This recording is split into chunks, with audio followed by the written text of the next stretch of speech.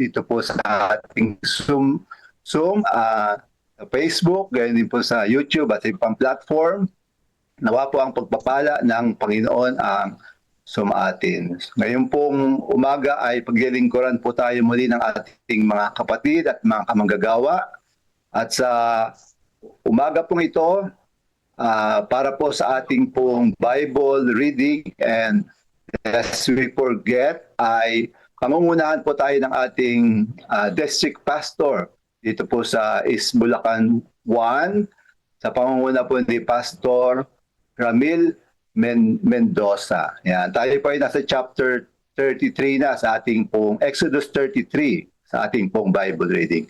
Ibigay po natin ang panahon po sa ating pong kamanggagawang pastor. Pastor Ramil, morning. Happy God first morning po, Pastor Russell. Salamat po sa napakagandang umaga pong ito. Good morning po sa ating lahat, mga kapatid. Good morning, Pastor. Good morning, Pastor. Okay po, excited na po ako, mga kapatid, na Good basahin morning. po ito. Excited na po tayo na kumain ng salita ng Diyos. Ihanda niyo na po yung inyo pong mga plato sapagkat napakaganda po nito na ang talata pong ito o kapitulong ito ng 33. So nais ko na pong umpisahan, mga kapatid. Ang sabi po dito sa verse 1, "At sinalita ng Panginoon kay Moses, yumaon ka, sumampa ka mula dito, ikaw at ang bayan na iyong isinampa mula sa lupain ng Ehipto, na patungo kayo sa lupain na aking isinumpa kay Abraham, kay Isaac, at kay Jacob, na aking sinasabi sa iyong binhi ay aking ibibigay. At aking susuguin ang isang anghel sa unahan mo, at aking palalayasin ang Kananeo, ang Amoreo, at ang Hiteo, at ang Pereseo, ang Hibeo, at ang Jebuseo. Sa isang lupaing binubukalan ng gatas at pulot, sapagkat hindi ako sasampa sa gitna mo, sapagkat ikaw ay bayang may matigas na ulo, baka ikaw ay aking lipulin sa daan." At nang marinig ng bayan ang masamang balitang ito, ay nagsisi o nanangis sila, at walang taong nagsuot ng kaniyang mga pahiyas. At sinabi ng Panginoon kay Moses, "Sabihin mo sa mga anak ni Israel, kayo'y isang bayang may matigas na ulo. Kung ako'y sumumpa sa gitna mo na sandali, ay lilipulin kita. Kaya't ngayoy alisin mo ang iyong mga pahiyas sa iyo upang aking maalaman kung anong aking gagawin sa iyo." At ang mga anak ni Israel ay naghubad ng kanilang mga pahiyas mula sa bundok ng Horeb. Kinaugalian nga ni Moses na dalhin ang tolda at itayo sa labas ng kampamento, na malayo sa kampamento, at kaniyang tinawag iyon na tabernakulo ng kapisanan. At nangyari na bawat magsisiyasat sa Panginoon ay lumalabas na pumupunta sa tabernakulo ng kapisanan na nasa labas ng kampamento. At nangyari pagka si Moses ay lumalabas na napasa tolda, na ang buong bayan ay bumabangon at tumatayo, bawat lalaki sa pinto ng kanyang tolda, at pinanonood si Moses hanggang sa pumasok sa tolda. Verse 9, "At nangyari, pagka si Moses ay pumapasok sa tolda, ay bumababa ang haliging ulap, at tumitigil sa pintuan ng tolda. Ang Panginoon ay nakikipagsalitaan kay Moses. At nakikita ng buong bayan ang haliging ulap, at tumitigil sa pintuan ng tolda.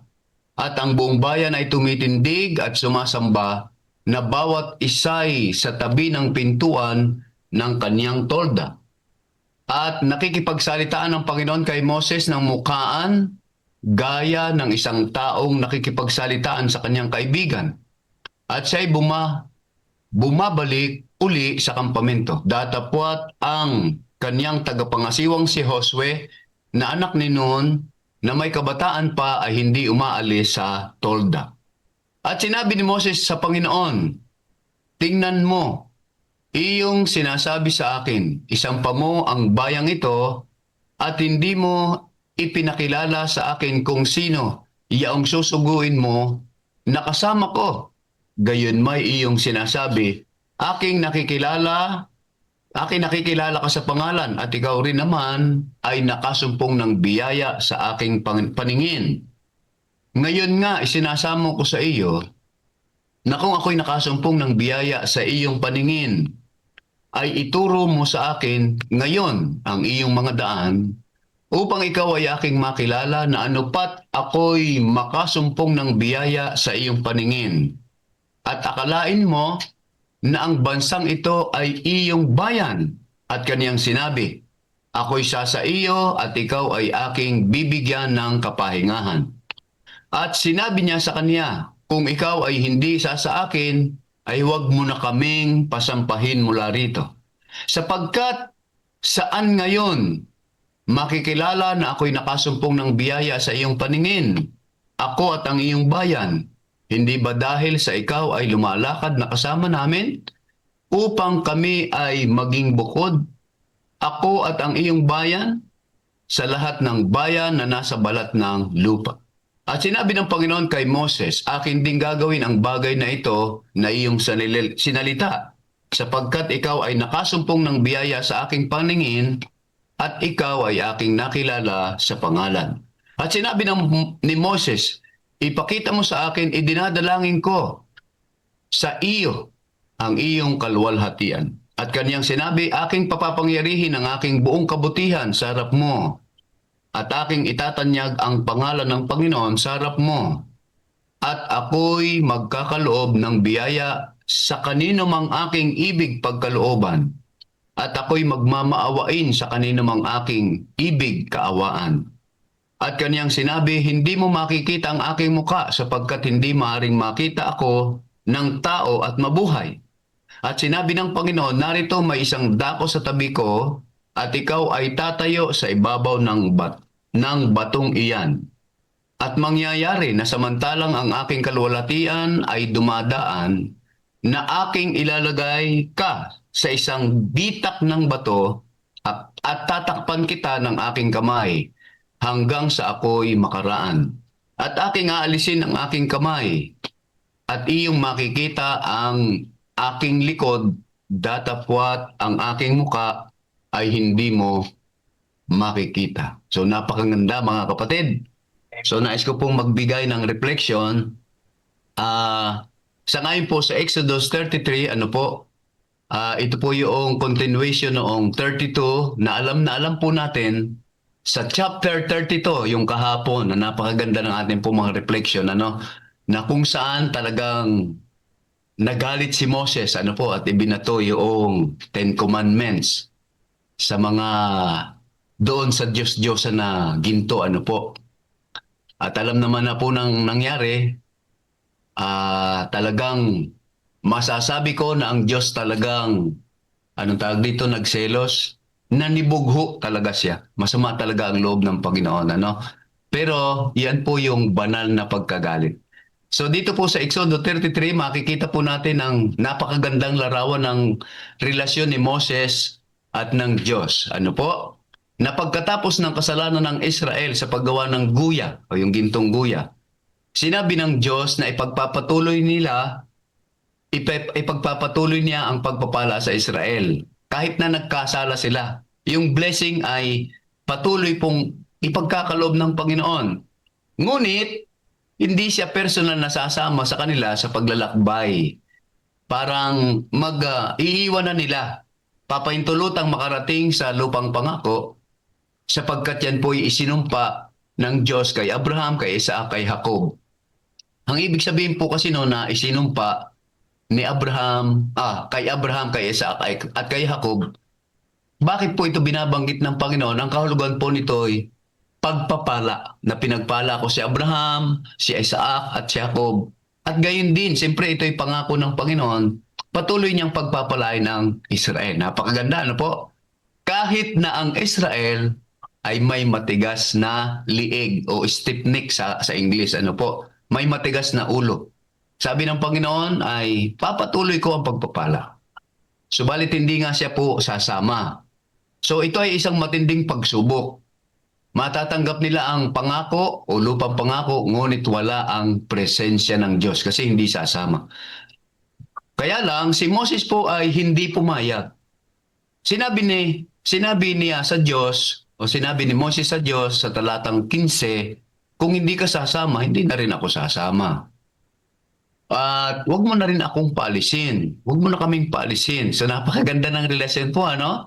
Parang ang nakita ko po dito, mga kapatid, habang binabasa ko po ito, parang yung magkasintahan na nakagawa ng pagkakamali yung isa.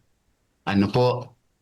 So dahil nagkamali nga yung isa, mahal na mahal niya, kaya lang, sige gawin mo yung gusto mong gawin, pero hindi na ako sasama sa iyo, sa mga plano mo. Tampo na talaga ako. Yung parang ganun, ano po, mga kapatid. Kaya nga, ang sabi po dito, kung hindi ka sasama sa amin, hindi na rin ako sasama. Ipinakita ni Moses na higit sa lahat ang pagpapala sa mundo kaysa sa presensya ng Diyos. Ibig sabihin, mas mahalaga po para kay Moses ang presensya ng Diyos kaysa doon sa pagpapala. Anin ko yung pagpapala. Pero wala ka naman. Ano, parang ganito po yung gustong ipunto ni Moses. Ang presensya ng Diyos ang pinakamahalaga. Hindi sapat ang tagumpay, hindi sapat ang kasaganaan, hindi sapat ang katuparan ng pangako kung wala ang Diyos sa ating piling. Ano po? Kaya nga sa kabanata pong ito, makikita rin natin na si Moses ay may malalim na pakikipag-ugnayan sa Diyos. So nakikipag-usap siya harapan bilang kaibigan. Opo, ito po yung makikita natin sa talatang 11. At hiniling niya na ipakita pa yung kaluwalhatian. So dahil ako'y nakasumpong, ang sabi ng Panginoon, ni Moses sa Panginoon, dahil ako'y tinawag mo at sinabi mo ako si ako nga, na parang hindi maliwanag, ako si ako nga. Pero ang gusto ni Moses ngayon ay makita yung muka, yung itsura, kung sino ba talaga yung Diyos na tumawag sa kanya, kaibigan niya, sinasamba niya. So hiniling po ito at ang Panginoon naman ay ipapakita ko yan sa iyo, mangyayari yan, ang sabi po, Talagang ang Diyos ay gumagawa ng paraan. Wala po talagang makakakita sa Diyos, yung tao, hindi pwede makakita. Pero ang Panginoon gagawa ng paraan. Kaya lang hindi mukha, ang sabi po doon, likod lamang, po. At least makikita niya, o makikita ni Moses, dahil sa kanyang kahilingan, tutuparin ng Panginoon. So ito po'y hamon. Para sa atin bilang mga Kristiyano. Ang tanong po sa atin, hinahanap ba natin ang presensya ng Diyos ng higit sa kayamanan, ng higit sa biyaya? So ito po, napakaganda. Kaya nga, ang sabi po dito, kontento na ba tayo sa mga panlabas na tagumpay, ngunit walang malalim na ugnayan sa Panginoon? Kaya nga po, ito pong ginagawa po natin ito, gigising tayong maaga, ipapriority natin ang Panginoon sa lahat ng bagay. Ito po ipagpapakita na mas gusto natin yung presensya ng Panginoon na nasa atin, nakasama natin kaysa mga pagpapala. Gaya po ni Moses, siya po ay nananalangin. Nananalangin din pa tayo. Si Moses kasi nanalangin, ipakita mo sa akin yung iyong presensya. Ipakita mo sa akin yung kaluwalhatian mo. Parang katulad po ni Jacob. So si Jacob, alam naman natin siya po ay papatayin ng kanyang kakambal na sa Esau. Kaya ang ginawa po niya, nanalangin po siya. Kaya mayroon pong tinatawag na Jacob's trouble. So ang sabi doon, sige, hindi kita bibitawan hanggang hindi mo ako pinagpapala. So dahil nag-uumaga na, pinagpala siya ng Panginoon, pinalitan pa ang pangalan. Sa halip na Jacob, ginawang Israel. So nadaanan na po natin, So ganito, sana po hindi tayo kontento sa mga pagpapala lang. Sana po tayo po ay laging hanapin natin ang presensya ng ating pong Panginoon. Kaya nga, sabi po dito sa ating buhay, maaring may tagumpay, kayamanan o katuparan ng mga pangarap. Ngunit kung wala ang Diyos sa ating tabi, wala yung presensya sa ating katabi, ito ay walang kabuluhan. Ang tunay na kagalakan, kapayapaan at direksyon ay nagmumula sa presensya ng Diyos. So yun po ang aking pong take away. Amen. Back to you, Pastor. Amen. Napakaliwanag. Amen. Yan, purihin po ang Panginoon. Napakaganda, Pastor Ramil, ng iyong naibahagi na reflection. Alam ko po, babasahin ko muna yung chat po rito. Galing po kay Pastor Marin. Yan. Exodus 33 teaches that the deepest need of human soul is God's presence, not merely guidance, blessing, or security. Moses' passion for God reminds us that the true leadership and spiritual maturity come from longing to know Him. Yan. So tama-tama po talagang presensya po ng ating yung relationship na binabanggit, napakahalaga. Bibigyan ko po ng time ating mga manggagawa, mga kapatid na mag-reflect po rito. Napakaganda po ng chapter na ito, chapter 33. Pero po ba ating mga kasamahan ngayong umaga na mag-add pa po ng inyo pong natutunan dito po sa ating pong Bible reading? Anyone, mga kapatid?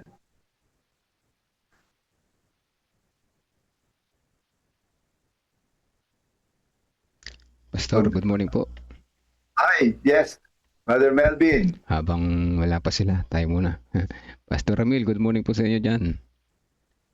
Pastor Good Russell. morning, Brother Melvin. Miss you. Sa kayo din po. So yan Pastor Russell, ganito po na testimony, konting testimony. Habang nag-care group, midweek kami, siguro last year yun, sometime long ago, may naitanong, nakapag-topic kami ng kagaya nito, Tapos may nagtanong sa isang member, bakit kaya Brother Mel, etong sige nito ay hindi naman nagsisimba, hindi naman, parang wala lang, pero patuloy ang blessing na dumating sa kanyang buhay. So ito pala yan, Pastor Ramil, patuloy ang pagpapala, ngunit kung wala si Kristo sa buhay natin, ito yung di mahalaga. Useless, kaya wag po na nating tularan yung mga hindi nagsisimba at mga walang relihiyon, walang kinikilalang Diyos, at okay naman sila. Dahil ito ay walang halaga po mga kapatid. Kasi meron din nang narinig na ay okay na kami dito sa religion namin kasi maganda naman ang buhay namin. Kita mo naman, asensado kami. Okay na kami dito. Kaya yan, pag nagbigay ka na invitation, ISDA, sabihin gano'n, hindi, okay na kami dito. Ganyan ang mga sagot nila, So mga kapatid, nakakalungkot na isipin na yung mga tao, ganyan ang iniisip, So, yan ang isang mahirap, paano natin maabot yung mga taong nagsasalita ng okay na kami dito kasi maganda yung buhay namin. So yan po mga kapatid. At sabi nga ay, kaya rin pala mahirap yung maraming mga pagsubok na dumarating sa ating buhay, bagaman tayo ay sinasabi natin na tinanggap natin si Jesus bilang personal tagapagligtas.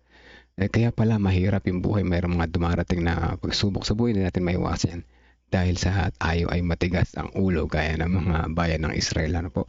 Ngunit ganun pa man, tayo makararating sa lupang pangako. Yan ang sabi ng Panginoon, Ngunit hindi natin siya kasama ng personal. At sabi niya, likod lang ang makikita, sabi nga ni Pastor Amin. Siguro yun na rin yung gabay ng Holy Spirit, Hindi natin makakasama ng personal ang Diyos, pero ang Holy Spirit kasama natin. At tayo makakarating sa lupang pangako. Kung sa kanila Kanaan, sa atin naman ay langit na bayan, po. God bless morning po sa inyo lahat. Brother Edmond, mukhang may pinaplano ko ng di maganda. Papasa ko sa'yo. Amen. Brother. Good morning, Brother Melvin. Good morning po. Pastor Rachel, okay po ba? Pastor Ramil, good morning. Good morning po. Pinasa sa akin po, start takeaway ko dito sa Exodus 33.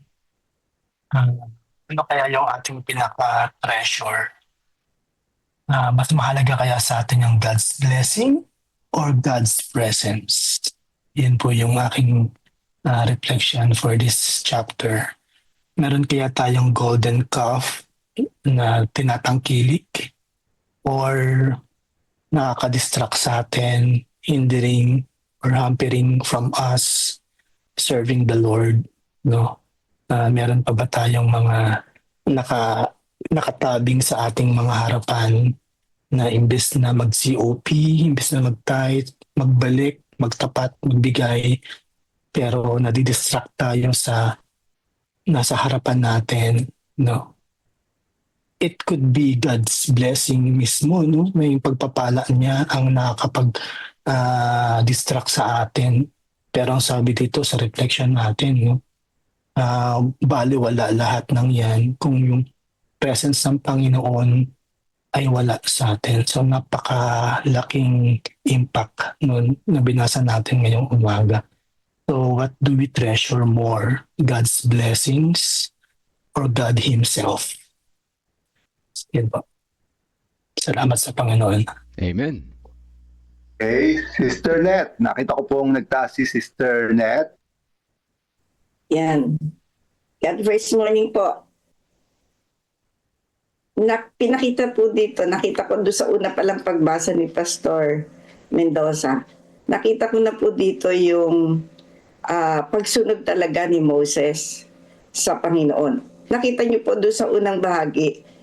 Bago po sila umalis doon sa Egypt, papunta doon sa Promised Land, hiningi po niya yung tulong ng Panginoon. Tinanong niya ang Panginoon, Panginoon, ano ba ang nais mo na gawin ko muna? Kaya di ba ibinigay ng Panginoon isa-isa yung mga dapat na gawin. Kaya sumagot ang Panginoon sa kanya. Sabi di ba, matitigas ang ulo ng mga tao, kaya ito ang gawin nyo, ito ang gawin mo, ito ang ano mo. Ang pinaka-importante po dito, bagamat si Moses ang nangunguna, bagamat siya ang nasa unahan at siya ang naglilid, binigyan na siya ng karapatan na siya ang manguna, pero hindi niya ginagawa ang kanyang dapat gawin kung wala munang permiso o hindi muna siya humihingi ng tulong sa Panginoon. Kaya sabi nga, lagi ni Moses inuuna ang Diyos bago niya gawin yung kanyang nais gawin. Yan. Thank you po, Sister Net. Nice kong basahin po yung reflection po ni Pastor Jerry nasa sa chat. Yan. From Bible reading, nararamdaman mo na ba ang lubos na pagkahiwalay sa Diyos matapos kang malayo sa Kanya?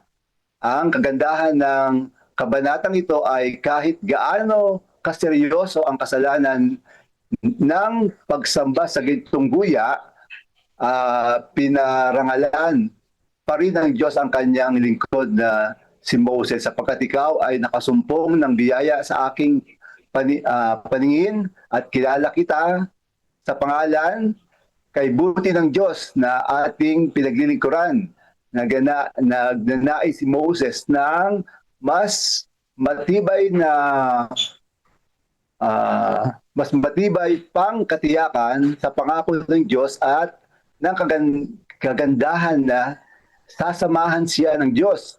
Kaya nakiusap siya, ipakita mo sa akin iyong kalwalatian, walang taong makasalanan ang makatatagal sa presensya ng Diyos ng harapan, ngunit sa mutual na paggalang at sa dalisay na puso ni Moses, sandaling iyon ang manilikha at nilikha ay nagtagpo. Ayan, purihin po ang ating Panginoon. Additional pa po, galing kay Pastor Jerry, nais mo rin bang maranasan ang matalik na presensya ng Diyos sa iyong buhay ngayon? Alisin ang anumang kasalanang maaaring humadlang sa iyong ugnayan at hilingin sa Kanya na ipakita ang Kanyang sarili sa iyong buhay. Ang parehong Diyos na dumaan kay Moses habang siya ay nakatago sa bitak ng bato ay maaaring magpakita rin sa iyo. Siya pa rin ang mapagpala at mahabaging Jesus na dumating upang iligtas ka mula sa iyong mga kasalanan. Purihin po ang Panginoon. Meron pa po, the greatest blessing sa buhay ay ang presensya ng ating Panginoon. At isa pa po, galing po kay Brother Joel, ang Exodus 33, pinapaalala ng Exodus 33 na ang pinakamahalagang pangangailangan ng kaluluwa ay hindi ang mga biyaya ng Diyos, kundi ang kanyang presensya. Tumanggi si Moses na magpatuloy kung wala ang Diyos at sinabi niya, kung hindi ka sasama, huwag mo kaming papuntahin doon. Yan. So sabi po, ang tunay na pamumuno at spiritual na pag-unlad ay nagsisimula sa masidhing hangaring makilala ang Diyos, hindi lang ang kanyang mga kaloob, kundi ang kanyang sarili. Purihin po ang ating pong mahal na Panginoon. Yan, napakaganda po ng ating mga reflection. Okay, meron pa po gustong mag-add sa ating pong Bible reading sa ating mga kapatid?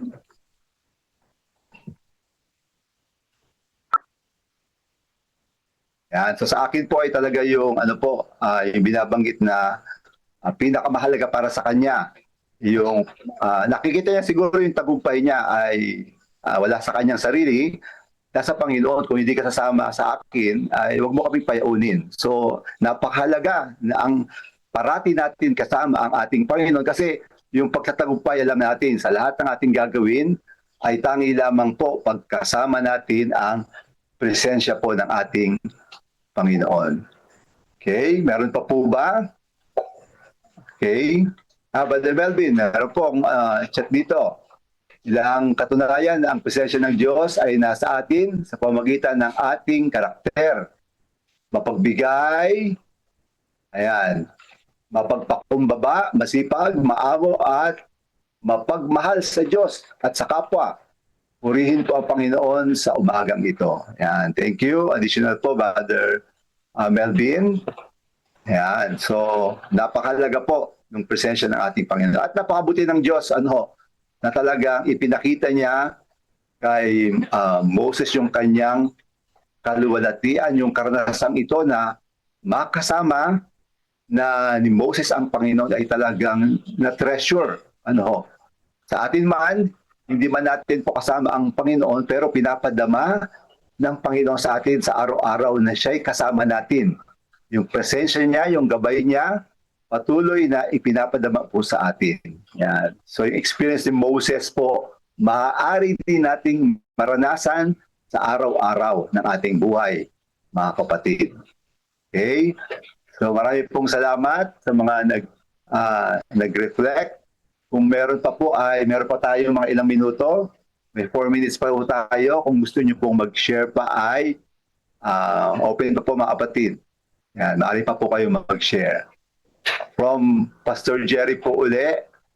Yan. Purihin ang Panginoon. Yan, may announcement po pala rito. Yan. Purihin ang Panginoon. Na-elect na po ang 13th Field President ng SST, si Pastor Roger Caderna. Yan. Patuloy po natin siyang yan. Magandang umaga po. Happy God First Morning, Pastor Russell. Pastor Joey. Gusto ko lang po mag-reflect. Noong sinabi ni Moses na show me thy glory, ito po ay kumakatawan sa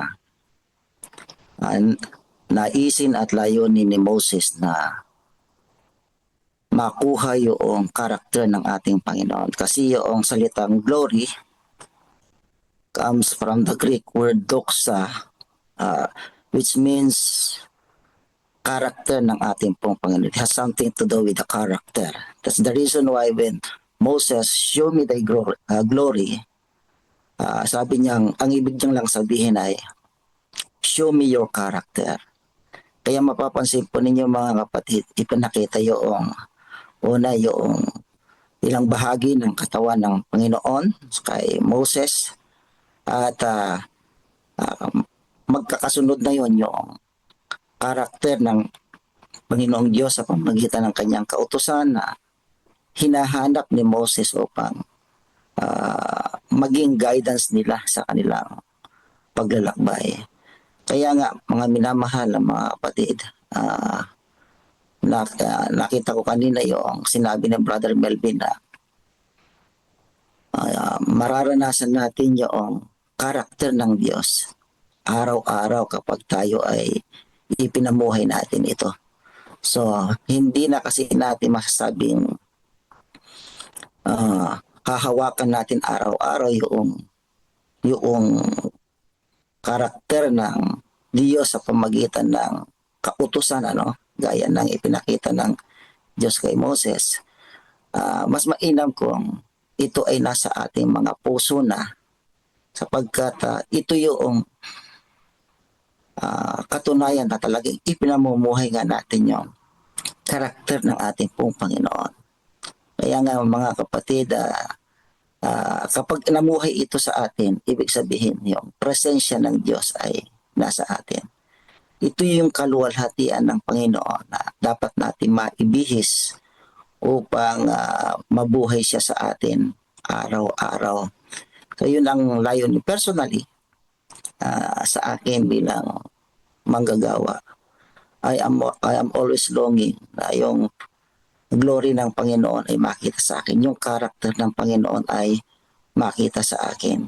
Kasi ito yung pinakamahalaga upang maging replika ako ay reflection ng kalulhatian din ng Panginoon sa mga taong nakapaligid sa akin. Paano ako magiging lingkod ng Panginoon kung yung kanyang character o yung kanyang glory ay wala sa akin? Paano ko maipakita ang tunay ng Diyos na aking pinaglilingkuran kung yung character niya ay wala sa akin? Kaya nga ang sabi ni Ellen G. White ay pinakamahalaga ang character, na kung saan ay character na binago ng ating Panginoong Hesukristo, sapagkat ito nga yung ating pong fitness in heaven. So if we want to be translated in heaven, let us all be transformed into the character of our Lord Jesus Christ, which is the glory being seen by Moses sa kanyang pakikipagtagpo sa Diyos, and that is the character of God. So that is my simple reflection this morning. Good morning. Thank you, Pastor Joey. Yan, napakaganda yung character ng ating Panginoon. Salamat po. Yan, so purihin po ang Panginoon. Para po sa akin, karagdagan na lang po, ang sabi po ay magkaroon ng higit pang pagnanais na makilala po ang ating Panginoon. Ito ay, I think ito yung naranasan po ni Moses nung panahon yun. Sabi nga ng ating mga kamanggagawa, mga kapatid na nag-reflect, diba? To know Him more. Yan. Kaya ho, sa ating kasalukuyang karanasan, ito po yung dapat nating hangarin. Kung ito ay hinangad ni Moses na ma-experience at pina-experience po sa kanya ng Panginoon, ang sabi nga doon sa talata ay, yung kanyang buong kabutihan ay papakita sa kanya sa harap niya. Yan, itatanyag ang kanyang pangalan at naranasan po yun ni Moses. Yan, sa panahon po natin, yun din po sa araw-araw ng ating buhay, yung buong kabutihan po ng Panginoon, ipinadadama niya ho sa atin. Hindi lang ho nung panahong iyon, naranasan ni Moses, maaari din nating maranasan sa ngayon. So purihin po, marami pong salamat sa inyo pong magandang reflection. Nawa ito ang karanasang ito ay magpala po sa atin. Ngayon po ay magpapatuloy po tayo sa ating pong programa at dadako po tayo sa ating pong Lest We Forget Reading and Reflection ni Pastor Ramil Mendoza pa rin po. Bigay natin kay Pastor Ramil. Okay. Magandang umaga po ulit. Ang ating pong topic ngayon ay exciting na naman mga kapatid. Ano po? Talagang ngayon pong umaga ay ibubuhos talaga ng Panginoon ang pagpapala. Ang topic Amen. pong ito ay ang mga Adventista ay hindi palaging mga reformador sa kalusugan. So kala ko sa panahon lang natin na yung health loss ay para dito po parehas lang. So babasahin ko po mga kapatid. Sabi po sa atin pong talata sa John 16:12, mayroon pa akong maraming bagay na sasabihin sa inyo, ngunit hindi ninyo kayang dalhin sa ngayon. Malalim po ito, no? Ibig sabihin, medyo mabigat yung aral, pero hindi pa kayang tanggapin. So, dahan-dahan po itong natatanggap. Yun po ang ibig sabihin. So, sabi po dito, Ang mga Adventista ay hindi laging mga reformador sa kalusugan. Ang mga di malinis na karne, halimbawa, noong Nobyembre 1850, sinabi ni James White na ang ilan sa mga Sabbatarian ay nababagabag tungkol sa pagkain ng laman ng baboy. At ang ilan ay umiiwas sa paggamit nito. Ibig sabihin, hindi po sila kumakain, yung iba kumakain. Yan, ano po? Ano pa? Wala siyang pagtutol. Ang sabi po dito ni James White sa gayong gawain. Ngunit sinabi niya na siya ay hindi sa anumang paraan. So hindi na siya kumakain. Naniniwala na ang Biblia ay nagtuturo na ang wastong paggamit nito sa dispensation ng Ebanghelyo ay kasalanan.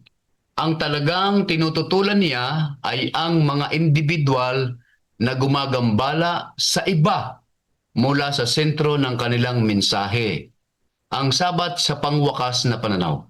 Pagkaraan ng ilang taon matapos magsulat ng liham ang kanyang asawa sa isang babae na nagngangalang Cortez, o si Mrs. White, sumulat po siya kay Cortez, na ang paggamit ng laman ng baboy ay hindi isang subukang pangrelihiyon. Isinulat ni James White sa likod, upang malaman mo kung ano ang aming paninindigan sa tanong na ito, sasabihin ko na kami ay kakatapos lang magkatay ng baboy na may timbang na 200 libra. Okay po. Muli, noong 1859, pinayuhan ni Ellen White si S.H. Haskell at ang iba pa na ang kaniyang mga pananaw hinggil sa laman ng baboy ay hindi makakapinsala kung iingatan ninyo na Kung iingatan ninyo na lamang ang mga ito sa inyong sarili. Ngunit sa inyong paghatol at opinyon ay ginawa ninyong subukan ang tanong na ito at malinaw na ipinapakita ng inyong mga aksyon ang inyong paniniwala sa bagay na ito. Idinagdag pa niya na kung nais ng Diyos na umiwas ang kanyang mga tao sa laman ng baboy, bibigyan niya sila ng konbiksyon sa mga bagay na iyon. Kung tungkulin ng iglesia na umiwas sa laman ng baboy, ipapahayag ito ng Diyos sa higit sa 2 o 3. Ituturo niya sa kanyang iglesia ang kanyang tungkulin. Ang Diyos ay nangunguna sa isang bayan at hindi sa ilang magkakahiwalay na individual dito at doon na ang isa ay naniniwala sa bagay na ito. Ang isa ay sa ganoon. Ang ikatlong anghel ay nag-aakay at nagpapadalisay ng isang bayan. Dapat silang kumilos kasama niya nang nagkakaisa. Ang ilan ay nauuna pa sa mga anghel na nag-aakay sa mga taong ito. Nakita ko na ang aakayin ng mga anghel ng Diyos ang kanyang bayan ng hindi mas mabilis kaysa sa kanya nilang tanggapin o kaya nilang tanggapin at tuparin sa mahalagang katotohanang ipinapaalam sa kanila. Ngunit ang ilan hindi mapakaling espiritu ay nagmamadali para sa isang bagong bagay at nagpapatiuna at sa gayon ay nagdudulot ng kalituhan at hindi pagkakasundo sa hanay. Hindi sila nagsasalita o kumikilos ng naaayon sa katawan. Pinangawa ni Ellen White ang matatag na paniniwala sa buong mahabang ministeryo niya na ang Diyos ay bumubuo ng isang bayan at habang sila ay nagkakaisa sa mga isyu at hindi baga noon, gagabayan niya sila sa susunod na hakbang. Ang pag-unlad hanggang 1863 ay naging malinaw. Una ay nagkakaisa sila sa doktrina at pagkatapos ay sa organisasyon. Noon lamang hindi naging handa para sa kanyang pamumuno sa reforma sa kalusugan at iba pang mga isyo sa estilo ng pamumuhay. palaging may lohika ang pangunguna ng Diyos. So napakaganda po mga kapatid. So ang reflection ko po dito, mga kapatid, ay hindi agad tinanggap ng bayan ng Diyos. Ano po? Yun pong health reform. Yung iba, napapakinggan na po nila ito, nababasa na po nila ito sa Bible sa panahon po ni James White, pero hindi po sila konbinsido. Ano po? Kaya nga sabi ni Mrs. White, bagaman ni James White, bagaman ng iba, sabi po niya, ay patuloy na kumakain, pero siya ay istrikto na, hindi na. Ano po? So noon pong 1850, ito nangyari. So ito po ay nagkaisa na sila, ano? Yung proseso po sa pagdaan ng maraming mga panahon, mga pagtatalo-talo, mga pagkalito. So 1850, ito po pinag-usapan, and then pagdating po ng 1863, 13 years. Grabe po, ano? 13 years. Saka po nagkaroon sila ng isang matibay na doktrina na nagkakaisa, na susundin po ito. Sa atin po naman, sa panahon po natin, ako po meron po akong kilala, kumakain pa rin ng baboy nung ako po ay bago pang Adventist. Binabanggit sa akin, hindi ka na kumakain ng baboy, ano? Sabi niya, ay siya Adventist, sabi ako kumakain pa. Sabi ko, matagal na po kayong Adventist ah. Ako bago pa lang. Eh, masarap ang baboy eh. Pero sabi ko, ako po hindi na po ako kumakain. So meron po talaga, ano, sabi po kasi dito sa ating lesson, merong tanggap agad yung katotohanan, merong hirap na hirap na hirap isa kabuhayan. Ano po? Pero magkaganon pa man, so sa loob po ng 13 years, nagkaisa na rin sila at tinupad yun pong doktrina ng batas ng kalusugan tungkol sa pagkain po ng baboy. Opo. So yun po. May chat po parang June 8 po yata ang nabasa nyo. Hindi. Ay, sorry. Ay, mali po pala. Malabo yung mata ko mga kapatid. So paano po? Ulitin ko po. Okay lang? Sige lang po. Sana po na bawas agad. Pagbukas ko kasi, Tagalog po kasi ito. Hulyo pala, Hulyo, hindi Hunyo. Okay, ulitin ko po mga kapatid ng isang mabilis na bilis. So pag-iisip pala sa misyon. So sorry po mga kapatid. So sabi po dito, maging hayag nawa sa inyo na ang kaligtasan ito ng Diyos ay ipinadala sa mga hentil at sila'y makikinig. So Gawa 28:28. Malinaw na hindi masyadong nag-iisip ang mga naunang Seventh-day Adventist tungkol sa mga misyon. Ano pong misyon? Sa paniniwalang nagampanan na ang tagubilin ng dalhin ng Ebanghelyo sa sanlibutan, Matthew 24:14, Apokalipsis 10:11, at 14:6 ng mga protestante noong unang bahagi ng ika-19 na siglo. At ng mga Millerite noong unang bahagi ng 1840, mayroon silang paniniwala na sarado na ang pintuan ng awa sa misyon para sa ibang bansa at gayon din sa misyon para kanilang sa sariling lugar. Ang kanilang limitadong misyon ay para lamang sa ibang mga Millerite na nabigo sa inaasahang pagbabalik ni Kristo at nangangailang aliwin at gabayan mula sa mensahe ng una at ikalawang anghel patungo sa ikatlo. Samantalang totoong nagkakaroon ng pangitain si Ellen White noong 1848 tungkol sa isang bahagi ng gawaing Adventista na katulad ng mga agos ng liwanag na lumilibot sa mundo at ilan pang mga ibang pangitain na nagtuturo sa malawakang pagmimisyon. Walang pagkaunawa o interes ang mga shutdoor sa bataryan sa mga implikasyon. Nagtapos ang yugto ng shutdoor nila noong 1852. Ang kanilang maunawaan na mali sila tungkol sa pagtatapos ng pagsubok mula noon, itinanghal ni James White na magkaroon sila ng open door upang ipangaral ang Sabat at ang mensahe ng ikatlong anghel sa lahat, maging sila man ay nakasama sa kanilang Millerite o hindi. Nagbukas ng kaunti ang pintuan sa misyon pero kaunti lamang. Aabutin pa ng halos isang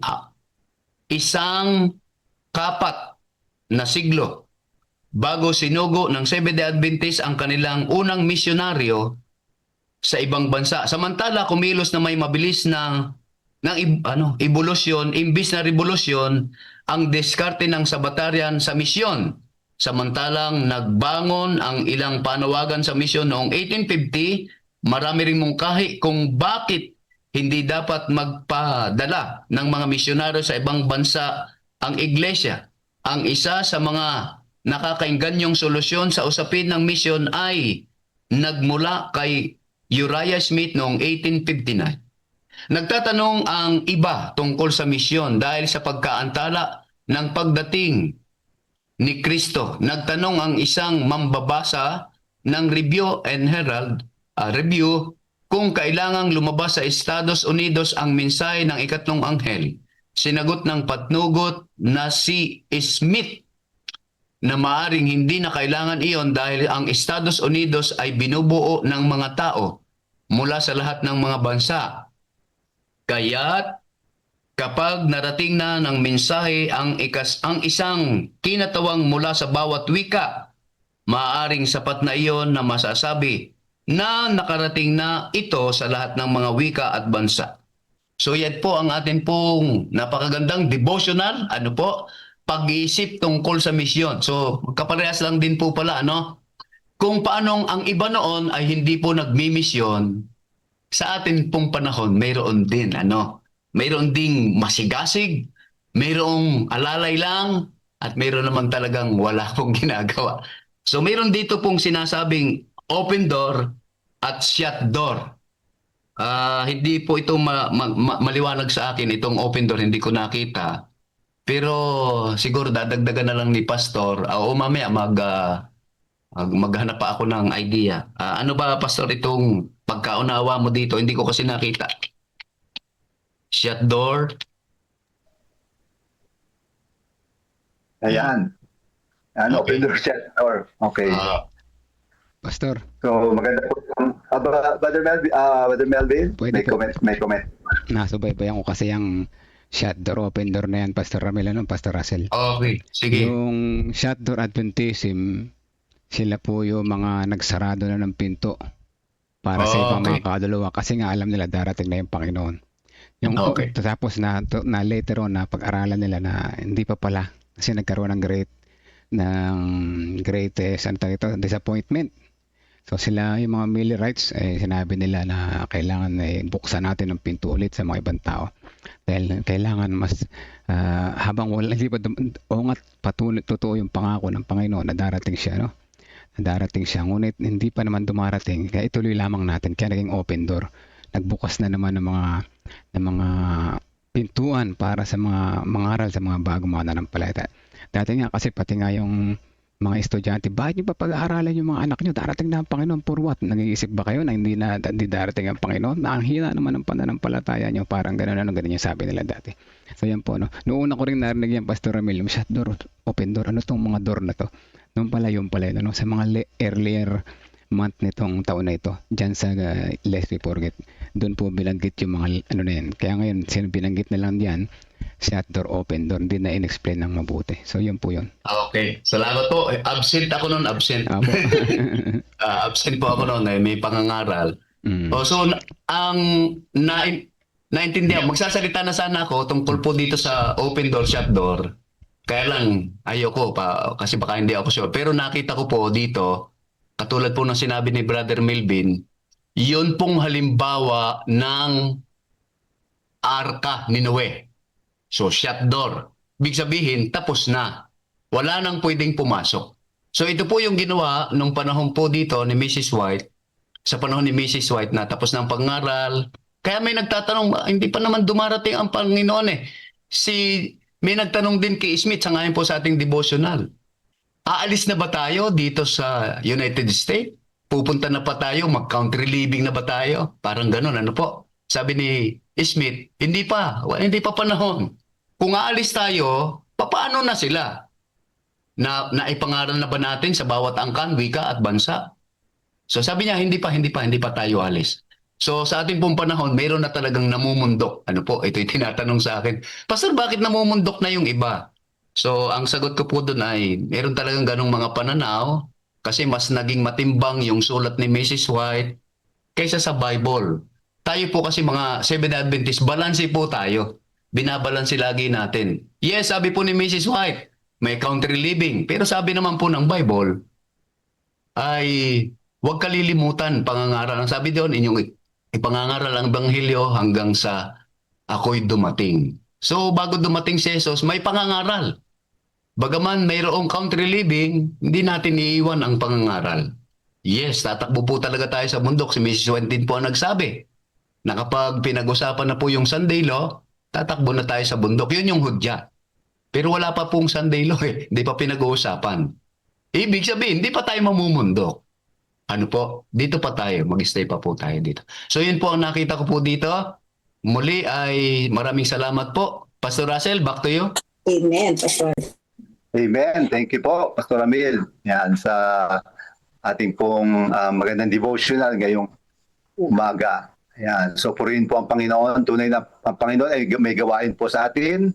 Bagamat ito po ay karanasan ng kanyang bayan noon, tayo ngayon ay pinagpapatuloy po natin yung karanasang iyon at habang tayo nag-aantay sa kanyang pagbabalik, yan, magampanan po natin itong mahalagang mission natin. May mga panahon sa mga bawat bagay at alam natin darating tayo sa panahon sa ganong karanasan binabanggit sa ating pong devotional. Yan. Kung wala na pong mag-add sa ating pong reflection, ay bibigay po natin ang time kay Pastor Ramil para sa ating prayer. Pastor Ramil. Tayo po'y manalangin. Dakila po naming Diyos, kami po'y lubos na nagpapasalamat sa umaga pong ito. Salamat po na ang iyong presensya ay hinahangad namin kaysa mga tagumpay, kaysa mga bagay na nagpapasaya sa amin. Kami po'y nagpapasalamat sa naging maliwanag po ngayon sa mga aral ni Moses na mas mahalaga ang presensya ng Panginoon, mas mahalaga ang kaluwalhatian ng Panginoon na kasama namin, hindi ang mga tagumpay namin. Ang makasama ka, dakilang Diyos, sa araw-araw, bawat umaga hanggang gabi, ito po ang aming pong tunay na tagumpay. Papasalamat din po kami, Panginoon, sa mensahe ng Lest We Forget na kung saan ay malapit na kayong dumating at kailangan ng ipahayag ang Ebanghelyo. Subalit totoo po, Panginoon, mayroon talagang masigasig na maglilingkod, nagmimisyon. Mayroon namang patumpik-tumpik pa. Kaya kami, Panginoon, ay dumadalangit, nagpapasalamat sa inyo na kami po'y patuloy mong gamitin. Patuloy mo po kaming tulungan na ang gawain po ng aming Panginoon, aming po maisakatuparan at nawa, mahikayat, mahawa ang mga kapatid po namin na patumpik-tumpik, nagwawalang bahala. Ang aming pong pakiusap sa Panginoon, sana po ay ibuhos niyo na sa amin ang buo ng banal na Espiritu, ang huling ulan, upang maging kabahagi po kami ng inyo pong nagtatapos na gawain. Salamat po ng maraming marami sa napakaliwanag na devotional na ito, na kung paanong sa panahon namin ay katulad din ng panahon ni Mrs. White. Kaya hindi po namin ito malilimutan. Dakilang Diyos, salamat po. Patuloy niyo pong pagpalain ng bawat sa amin sa pagpapatuloy po ng aming pong programa, pagpalain ng aming pong mga internet, pagpalain ng bawat isa, anuman po ang aming pong ginagawa, katayuan. Nawa po'y ang focus po namin sa aming pong ginagawang pag-aaral na ito, sa aming ginagawang pagsamba ito, pagpalain kami ng Santong Espiritu. Pagpalain kami ng aming Panginoon. Ito po aming dalangin sa pangalan ni Jesus. Amen. Amen. Amen. Thank you, Pastor. And ako po tayo sa ating video.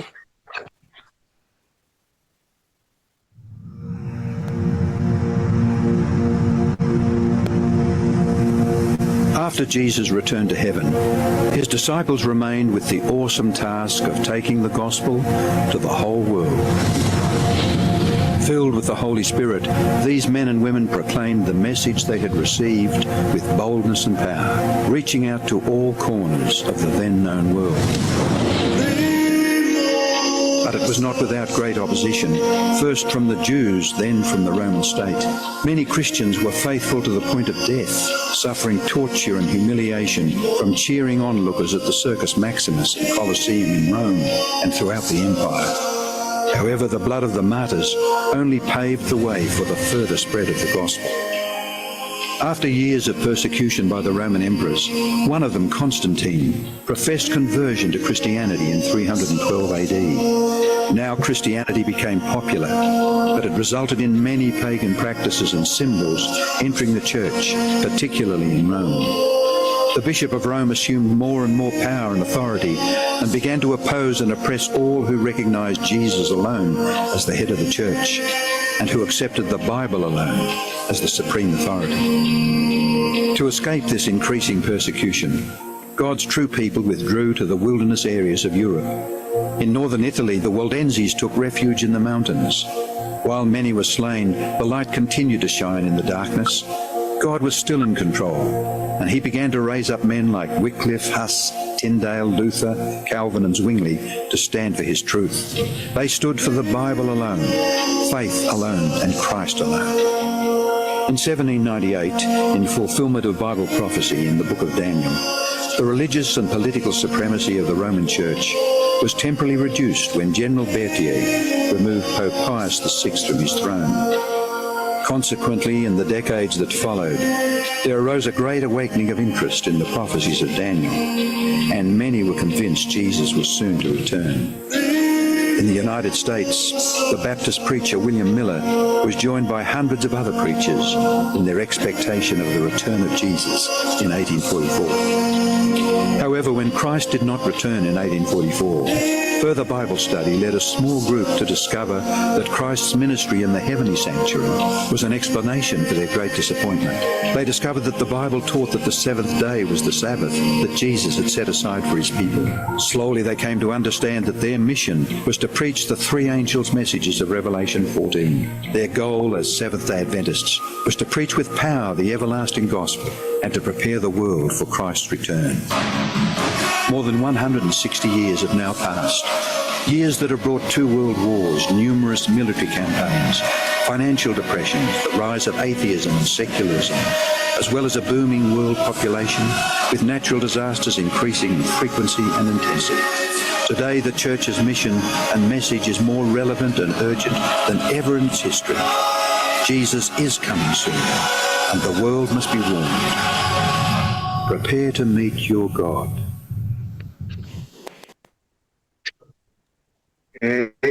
Purihin po ang Panginoon. Muli po ay magandang umaga sa lahat. Tayo po ay nasa part 3 ng ating program. At ang bilang po natin ngayon po ay nasa 86. Yan. Welcome po sa lahat ng kapatid sa platform na ito, Facebook, sa YouTube at iba pa ho. Na platform, nawa po ay ang pagpapala ng Panginoon ay sumaati. Dadako po tayo sa ating testimony. Yan. Ito po yung pagkakaloob ng ating dalawang kapatid. Yan. Una po ay si Sister Normita Barun at ang pangalawa po ay ang ating kamanggagawa, si Pastor Jimuel Montojo. So ibibigay po natin sa kanila ang panahon sa ating testimony, sa ating COP at sa kanila po mga pagpapahayag. Sister Normita, ating binibigay po ang panahon sa inyo. Happy God First Morning po sa lahat. Marami pong Good salamat. first morning. Morning, ma'am. Good morning po, Pastor. Isa pong pagkakataon na ito ay maibigay sa akin yung testimony. Bagamat sa ganito pong testimony talagang hindi ako masyadong kahit sa church ayun na ayaw ko yung nagti-testimony. Pero dahil ito ay ipinagkaloob sa akin, ako po ay nagpapasalamat sa ganitong pagkakataon. So sa amin pong pamilya, bago pa man po nangyari itong ating God First Morning na to, Nag-start na po kami, matagal na po ako nag-start. Kaya lang, nung una, ang ginagawa ko, hindi ko po siya nilalagay sa sobre. Talagang pagka may offering, ilalagay mo lang. Pero yung aming ikapo kasi ay naka-ano na yon, naka-kaltas na yon. Dahil alam niyo naman po, pagka teacher, parang mga pastor din, kinakaltas na kaagad yung ikapo. Pero yung sa mister ko, dahil wala naman siyang hanap buhay, may nagkasakit, hindi rin po siya nakakapag-ikapo. Pero every time na siya ay pinadadalhan ng kanyang kapatid, yun, nagbibigay siya ng offering. Pero hindi ka po. Sabi ko sa kanya, bakit hindi ka mag-ikapo? Sabi, di ba sabi niya, wala naman akong hanap buhay. Di offering na lang ang ibibigay ko. So, ganun po lagi, hindi ko naman maiano sa kanya yun dahil siya yung kanyang desisyon yun. So, sabi ko, o sige, sabi ko, ang ginagawa ko, kukunin ko na po yung kukolektahin ko na sa kanya. Sabi ko, o sige, akin na. Ilalagay ko na sa sa sobre. So nung bandang huli nilalagay ko na po sa sobre. Nag-start ako nilalagay ko na sa sobre last year. Last year pa po 'yon nag-start ako. Tapos yung sa mga anak ko, ang ginagawa naman nila, binibigyan doon sa allowance na binibigay ko sa kanila. Sila ay sabi ko, lagyan nyo siya ng mag-ano kayo ng ikapo nyo sa allowance nyo. So, siniseparate na po nila yon. Binibigay din nila sa akin. Ayaw nilang sila ang mismo maglalagay sa sobre kasi hindi namin alam. Ay, hindi, ganito lang yan. Sabi ko sa kanila, ganito lang, isusulat nyo lang yung name mo nyo, tapos lalagay ko yung amount na binigay ko sa inyo, ibabawas nyo yung 10%, ngayon mag-o-offering kayo doon, ganon. Tapos, ang ginagawa po nila, binibigay nila sa akin, kaya kukolektahin ko lahat yun. So, pagkadating ng Sabado, inilalagay po yun sa sobre. So, sa amin po, ganun ang nilalagay. Hindi po siya individual, pero isahan sa family. Kaya nilalagay ko lang po sa sobre na Baron family. Ganun. Napaka saya ko nung po maging kabahagi nitong ating programa na to, lalong na-enlighten yung kaisipan ko. Kasi noong una, sabi ko, kahit magkano lang ang ibigay ko sa offering. Pero until now pa naman po, hindi pa naman ako nakakapag 10% kasi alam niyo naman po yung salary namin, parang kung kailan lang meron, doon kami aabutan. So kung kailan kami aabutan, doon kami. Although every Sabbath may offering, pero hindi siya ganoon kalaki pagka every Sabbath. Pero pagka may sweldo, may nadadagdagan yung offering namin. Ganon. At least, sabi ko sa sarili ko, hindi pa naman 10% yung nabibigay ko, pero ang sabi ko ay aabot din ako sa ganoong pagkakataon, sabi kong ganyan. Yun po yung yun yung tina-target namin sa family namin, na makaabot sa 10%. Pero yung tithe, normally lagi yun, kahit po wala kaming kunyari sa kinaltasan na kami sa sweldo, pagka merong dumating na pagpapala na galing sa mga kamag-anakan namin o kaya galing sa bukid, yan, talagang tinatype namin yun. Siyempre may offering din po yun.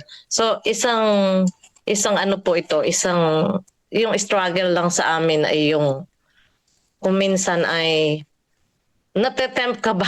Pero hindi naman po. Nate-tempt ka lang pero hindi naman namin ginagawa.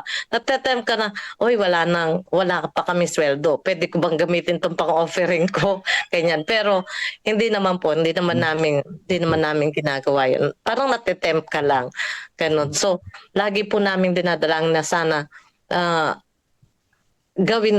gamitin yung pera na to para sa gawain ng Diyos. Sabing ganun.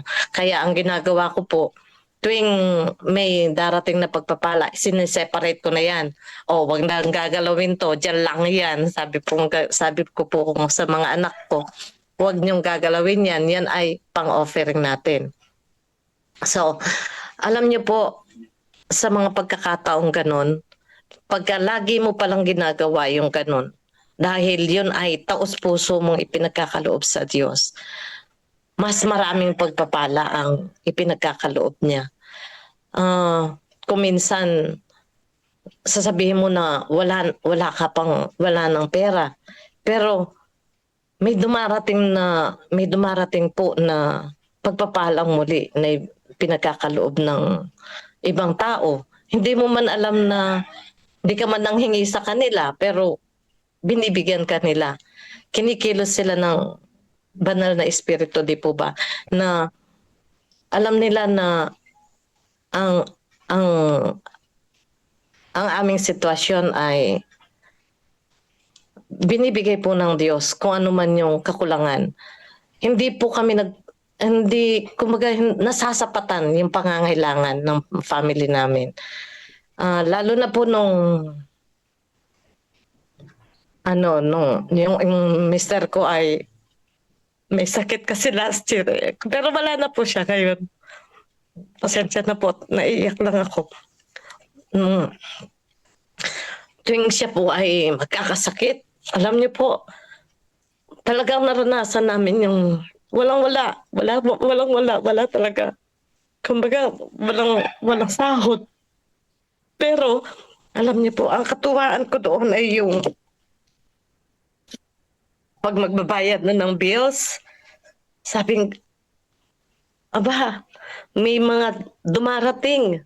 At pagkatapos yung pong bills niya, hindi po talagang matindi kasi dialysis patient po siya. Napakalaki ng bill niya sa hospital. 100,000, ganyan po. Pero tuwing siya po ay ma-hospital, talagang yung bill na yun, kahit gaano kalaki, nababayaran po namin. Nagsosobra pa. Di po ba?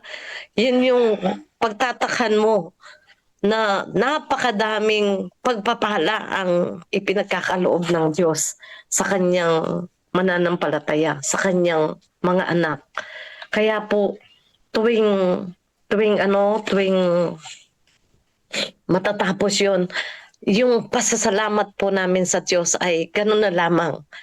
Talagang abot-abot po yung pasasalamat ng pamilya namin sa Diyos. Kasi tunay na siya ang pinagmumulan ng lahat ng mga bagay.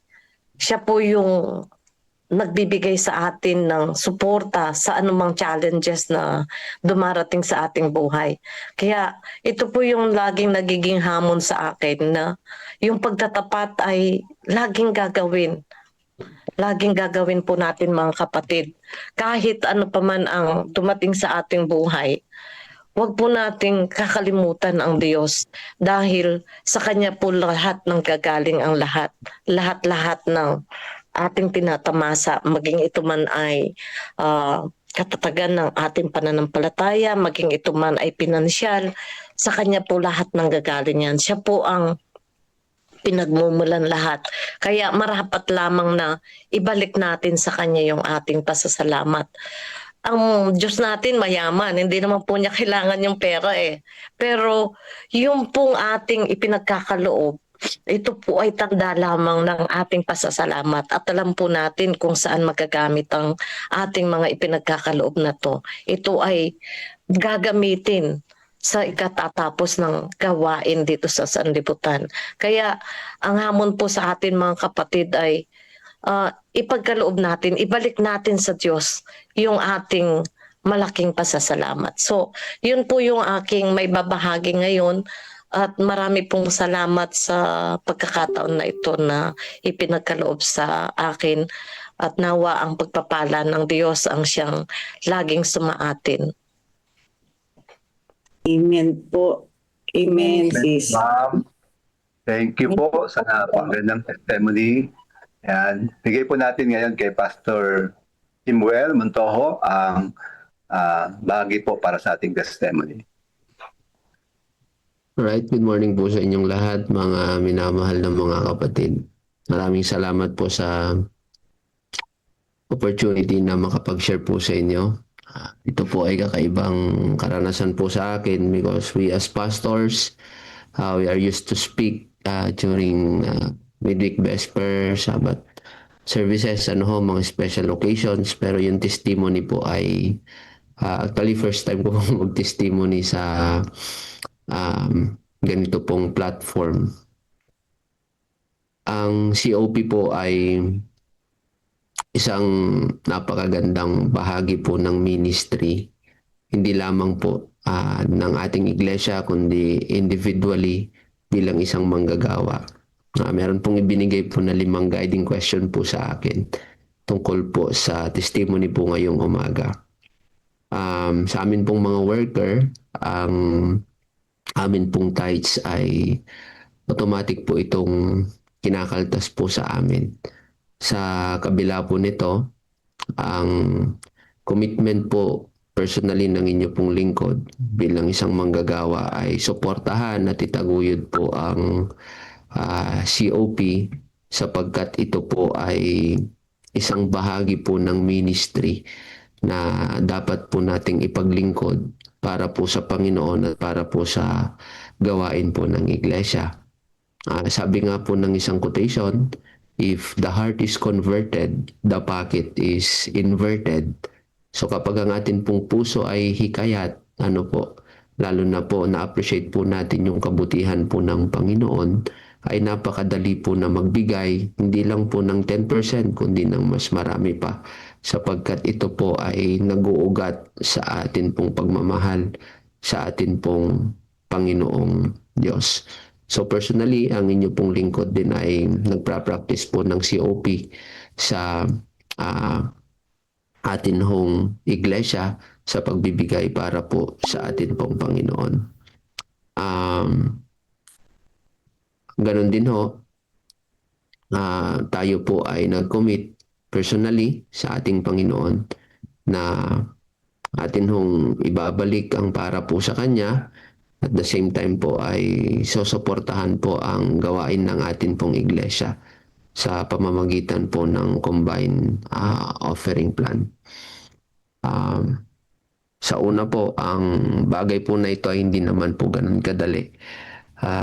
Sapagkat sa setup din po namin, sa amin pong pamilya, ay ako lamang po ang meron pong trabaho at meron po akong 3 maliliit po na anak. Isa pong 10 years old, isang 7 years old, at isang 4 years old. Lahat po ito ay nag-aaral. So financially, ay meron din pong challenge po sa part ko bilang isang manggagawa. Pero hindi po ito hadlang para hindi po natin maibigay ang para po sa Panginoon. Sapagkat naniniwala po ako na kapag inuna po natin ang Diyos, ay hindi po tayo mahuhuli. At alam po ng Panginoon ang atin pong pangangailangan po sa araw-araw. Para sa akin po bilang isang manggagawa, ang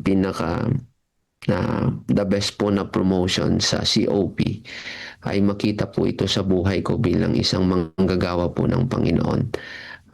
Kumbaga kung meron pong mga project ang church, ang akin hong practice personally bilang isang worker, ay ako po ang una pong nagpi-pledge, ako po ang unang nagbibigay, modesty aside, hindi po sa pagtataas ng sarili ko pong bangko, mga kapatid. Pero para sa akin, isa sa method, isa sa paraan na maging mabuting halimbawa at paano po ituro ang pagiging tapat na katiwala, ay siyempre number 1, ito ay nakikita po sa atin pong buhay. Lalo't higit kapag may mga gawain po ng Panginoon, kailangan po ng proyekto, ay marapat lamang po na atin po itong maisabuhay ang pagsuporta sa financial po ng mga bagay na pangangailangan ng atin pong iglesia. Nakita ko po ang kahalagahan po nito kasi may mga churches po ako sa district na nag-struggle po sa ilang mga budget kasi po sa district ko po sa Central Pampangawan ang mga churches po namin ay gumagawa po sila ng action plan sa loob po ng 1 taon. At kasama po dito yung budgeting. So, nung kami po ay gumawa, kapag ang mga churches po ay gumawa, ay nakikita po nila ang kagastusan po ng iglesia. At may mga ilan, though hindi naman po 100% pa po na nagpa-practice po ng COP. So, balit may mga ilang iglesia po na nagpa-practice na po ng COP. At ang amin pong observation, kapag ang isang church po ay nag-practice po ng COP, ay hindi po namrumroblema ang mga iglesia, lalo tigit po kung saan po kukuha ng budget o pananalapi para suportahan po ang programa ng bawat departamento. Ibig pong sabihin, kapag ang isang iglesia ay kanya pong pre-practice ang COP, ay magkakaroon po ng increase ang pondo ng iglesia, ang bawat departamento po ay makakagalaw, at ang gawain ho, lalo tigit ang evangelism, ay lalo po itong maisusulong. Marahil masasabi ko po sa akin pong personal po na buhay, ang question number 5 po kasi ay sabi dito, ano po ang ilang challenges ninyo sa stewardship practices? Personally sa akin po, wala naman pong challenge sa pagpa-practice po ng stewardship, as long as yung commitment mo ay nandyan, yung pagmamahal mo sa Diyos ay nangingibabaw, personally sa akin ay wala pong challenge po ito. Kasi given po yan ang Diyos po ay napaka-generous. Actually, kung titingnan natin yung generosity po ng Diyos, kahit ano ang gawin natin, hindi po natin kayang pantayan. Kaya po masasabi ko, wala hong challenge po sa akin personally. It's a matter of conversion. It's a matter of commitment. Siguro po corporately as a church ay may challenge because not everyone is converted.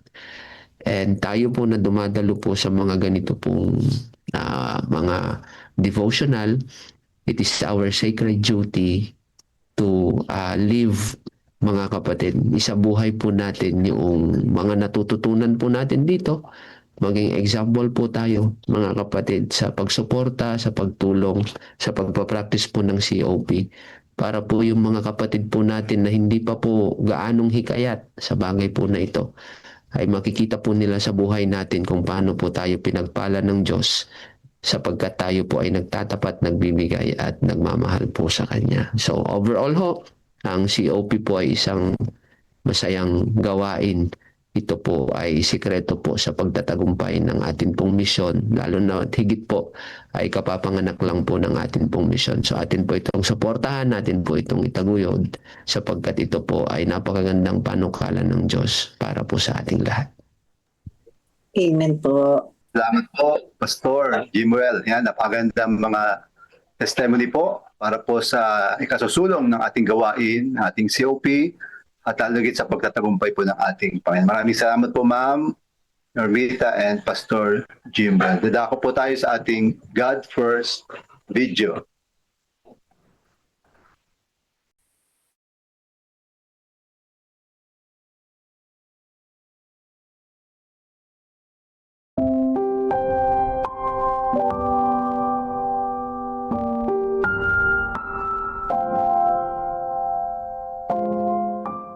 Burundi, Best Friends, December 23. Ako'y natuwa ng kanilang sabihin sa akin, tayo na sa bahay ng Panginoon. Ang mga paa natin ay nakatayo sa loob ng iyong mga pintuan, O Jerusalem.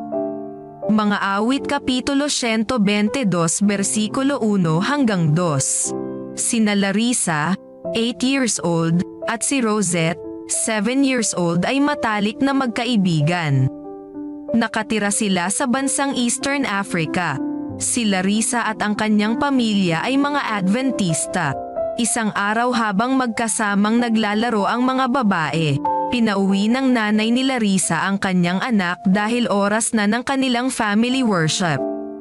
Sumama ka sa akin, paanyaya ni Larissa kay Rosette. Magkakaroon kami ng family worship. Hindi alam ni Rosette kung ano ang family worship, pero pumunta pa rin siya. Umawit sila ng isang kanta tungkol kay Jesus, pagkatapos ay nagbasa si nanay ng isang kwento sa Biblia. At pagkatapos ay nanalangin silang lahat. Gusto ko ang family worship, sabi ni Rosette. Pwede ba akong pumunta ulit? Pwedeng-pwede, sagot ni Larissa. Gusto mo bang sumama sa akin sa Sabbath School sa Sabado, sa Sabbath? Magkasamang naglakad sina Rosette at Larissa papuntang simbahan. Nagustuhan ni Rosette ang pag-awit ng mga kanta tungkol kay Jesus at pakikinig ng mga kwento sa Biblia. Nang gabing iyon ay sinabi ni Rosette sa kanyang mga magulang ang tungkol sa Sabbath School ni Larissa. Natuwa ang kanyang mga magulang na natututo siya tungkol sa Diyos. Palagi nang dumadalo si Rosette kapag Sabbath School. Inanyayahan niya ang kanyang mga magulang na sumama sa kanya sa Sabbath School. Ayaw ng kanyang tatay, ngunit si inay ay pumupunta kapag siya ay walang klase ng Sabado. Gusto ni Rosette na manalangin ng sama-sama ang kanyang pamilya tulad ng ginagawa ng pamilya ni Larissa. Nang maglaon, pinahintulutan ni inay si Rosette na manguna sa kanilang family worship.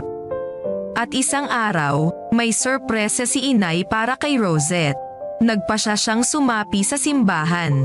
Ang ama ni Rosette ay hindi nagsisimba kasama ang pamilya, ngunit alam ni Rosette na kung ipagdarasal niya ito at magiging masunurin at mabait na anak na babae, maaaring balang araw ay maging interesado na rin ang kanyang ama na malaman ang tungkol kay Jesus. Ang pagbabahagi ng tungkol sa Diyos sa iba ay isang mahalagang bahagi ng pagsamba sa Diyos. Magagawa ito ng mga bata, at gayon din ang mga matatanda. Pribilehiyo natin na manalangin sa Diyos tungkol sa lahat ng ating alalahanhin. At pribilehiyo rin nating ibigay sa Diyos ang ating mga ikapo at mga handog, na tinatawag na pangako, sa tuwing kumikita tayo o binibigyan ng pera. Kapag ibinibigay natin sa Diyos ang ating mga ikapo at mga handog na pangako, ipinangako sa atin ng Diyos na ibibigay niya ang ating mga pangangailangan ayon sa kanyang kayamanan, hindi sa ating kahirapan. Filipos Kapitulo 4 versikulo 19. Sa ganoong paraan makakapag-focus tayo sa pagbibigay sa Diyos para matuto ang mga matatanda at bata sa buong mundo tungkol kay Jesus. Sa linggong ito, tumuon tayo sa pagbabahagi ng ating mga handog kay Jesus at ng ating pananampalataya sa Diyos sa isang kaibigan.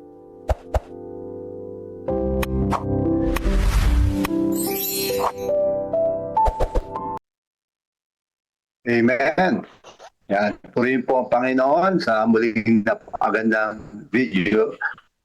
Inspiration, mga paalala po sa atin ngayong umagang po ito. Ngayon po tayo ay nasa part 4 ng ating programa. Ang bilang po natin ay nasa 93 dito po sa ating Zoom. Sa CLPM po ay 58, I think Facebook po ito. Sa Adventist Ministry, Facebook 20. Sa Discipleship Ministry 18 at sa YouTube po ay 5. Yan. So, purihin po ang Panginoon. Yung sa ating mga kapatid sa ibang platform ay I hope tayo pong lahat ay na-inspired sa ating pong programa. Ngayon po ay bahagi para po sa ating Council of Stewardship Reading and Reflection. Tayo po ay nasa chapter 49.4. Weekends faith tends to discouragement. At pangungunahan po tayo ngayong umaga ni Pastor Nelvin Alabanza. Pastor, sa inyo na po ang time. Good morning po, Pastor Rachel Capobres at sa ating pong mga kapatid. Yeah, so ang ating pong pag-aaral ngayong July 8 ay sa Councils on Stewardship, Chapter 49.4. Weekends faith tend to discouragement. So pinatagalog ko po ito. Sabi dito, umihina ang pananampalataya at nagdudulot ng panghihina ng loob. Sabi po dito ni Mrs. White, minamahal na kapatid, ikinalulungkot kong malaman na ikaw ay nasa kalagayan na pinapasan ang bigat ng pagkakautang Alam ko ang ilang tao na kagaya mo rin, na nababahala at nabibigatan dahil sa kanilang kalagayang pinansyal. Hindi nalulugod ang Panginoon sa iyong pagdurusa. Nais niyang ipagkaloob sa iyo ang kaaliwan ng kanyang banal na espiritu upang ikaw ay maging malaya, namumuhay sa kanyang liwanag at pag-ibig. May mga aral siyang nais na matutunan mo at nais niya na matutunan mo ito ng mabilis. Ba? Hindi mo dapat hayaang mapunta ka sa kalagayang nalulubog sa utang, sapagkat ang katotohanang ikaw ay may utang ay nagpapahina sa iyong pananampalataya at nagdudulot ng panghihina ng loob. At kahit ang pag-iisip lamang nito ay halos kabaliwan mo na. Kailangan mong bawasan ang iyong mga gastusin at sikaping matugunan ang kakulangan sa aspetong ito ng iyong pagkatao. Maaring nararapat mong pagsikapan ng may determinasyon na ibabawan ang ugali mong gumastos ng lampas sa iyong kinikita.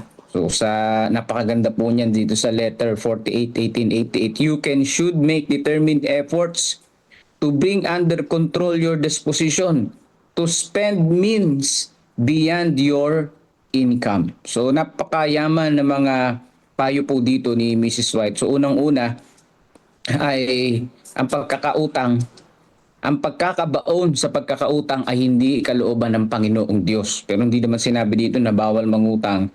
Yung mabaong ka sa pagkakautang. Alam mo yung lahat ng sahod mo nabayad mo na sa utang. Ako po ay bilang isang pastor, gusto ko rin sana magbulugan ng sasakyan. Kaya lang, kinuwenta ko hindi ubra.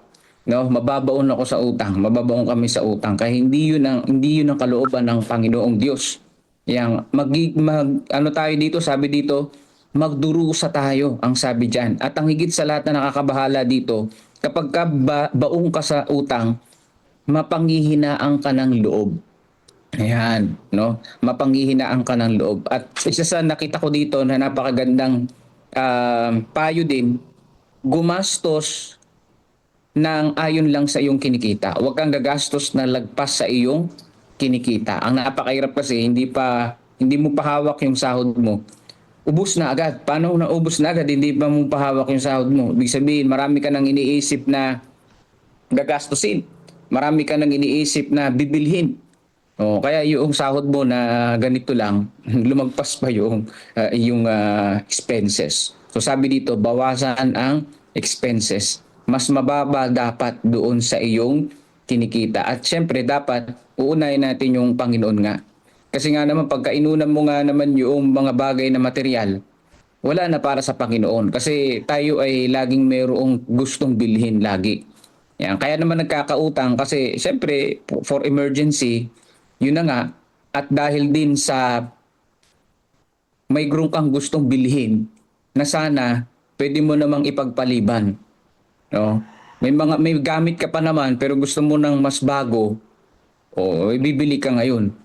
Ang mangyari, kahit wala ka ng pambili, no, uutang ka kasi mas gusto mo yon. Pero kung kailangan mo, lalo na sa gawain, di kukuha ka. Basta't kaya mong bayaran at hindi be sure na hindi ka malulubog sa utang. Ikaw ay magdurusa. Yun yung point na hindi na maganda.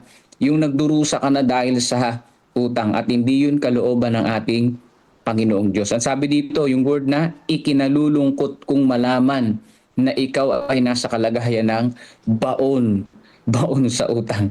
Ayan. So salamat sa Panginoon, ipinagkaloob sa atin ito. Nawa ay turuan tayo sa mga linya na nating nabasa dito sa chapter 49.4. Magandang umaga po sa inyo pong lahat. Pastor Rachel? Okay, thank you po, Pastor Nelvin. Yan, napakaganda po. Amen. Ano po? Ayan, ang ganda, no? May patuloy yung paalala sa atin kung paano pagkakasya yung ating mga resources, ano po. Gumastos, huwag sobra sa kinikita. Kaya nagkakautang tayo, no? Paano nga naman? Sumobra tayo ng tiwala sa Diyos. God will provide. God will provide. kahit na yung ating palang ginastos, hindi naman pala kailangan. Gusto lamang natin, ano? Marami namang option na sana ipapalit natin, ano po. Ayan, so, nawa sa ating pagpapatuloy na pang-araw-araw ay pag-aaral, natututo tayo, no? Ang nakikita ko dito, pinakapuntos ay kung maiiwasan natin yung mga gastos na hindi kailangan, ano po, hindi tayo magkakautang, ganun, ano? At huwag mangutang, magtiis na lang kaysa naman mangutang. Parang ganun, ano? At maganda yung, alam mo, yung magkano lang yung kinikita mo, ano po. So, yan pero hindi naman sinabi dito na bawal mangutang. Tama naman si Pastor, ano? Hindi naman sinabi na bawal mangutang. Kailangan ay, kung inutang mo, alam mo kung para saan. Minsan, pag negosyo, nakakautang ako sa credit card. No? Negosyo yun eh. Tumatakbo yung negosyo at nababayaran din yun. Ano?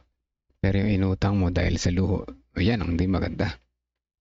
Yun ang hindi maganda. Ano po? At saka yung mga dapat pag nangutang, dapat alam yung responsibilidad. Kaya sa school, halimbawa, nagpa-enroll ka ng anak, marami mga ganyan, hindi nakakabayad sa mga ating mga Adventist Elementary School, din nakakabayad. Yung mga nanay, ewan ko kung pinipili nila magbayaran kasi mabait naman daw yung mga Adventist. Ano po? Naku, si Ma'am PM related yan. Ano? Totoo po, sabi ni Nanay Nerissa, utang na di tama ay nakakasira ng buhay at di nakapag-iisip ng tama. Nga naman, di ba? Masisira yung buhay mo, hindi ka makapag-iisip ng tama. Paano kung babayaran to? Mangungutang ulit ng panibago para pambayad sa utang. Bandang huli lumalaki yung utang, ano po. So, hanggat maaari, kung makakaiwas, magtiis na lang muna. Kung walang pambili, wag muna. Kasi sabing ganun ay, paano kung wala kaming kakainin, hindi kami mangungutang? Sa panahon ngayon, mahirap na yung wala kang kakainin eh. Maaari, kung namimili ka ng trabaho, punta ka lang palengke, daming pwedeng trabaho dyan. Kargador, yung iba nga, may tricycle na nakamasada, may kinakain, di ba? Hindi pwedeng magugutom kung masipag kang tao. May iba nga, pupunta lang sa gilid ng patubig dito sa bukid. May mga kangkong, dahon ng kangkong, ulam na yun. Ano? Di ba? Baka naimili pa tayo ng ulam. Kaya hindi tayo makakain, di ba? Bigas naman, sa bigas. Ayan. Sa bigas, yun ang problema. Kailangan mo talaga yung pambili. Hindi ka makakapulot ng bigas sa bukid. Kailangan talaga ipambili. Pero pwede, maraming paraan para makakain. Andyan yung mga resources ng Panginoon. Binigay sa atin, andyan yung talento natin. Kaya lang yung ating pagpili ang problema.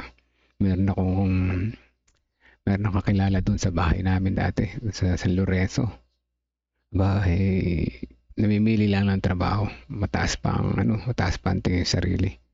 Ayaw ng trabahong mababang masyado. Ayaw, Pwede nga yan, itatapon ko yung basura niya sa mga subdivision. Nangungulekta po kami ng basura. Tatapon namin sa basurahan.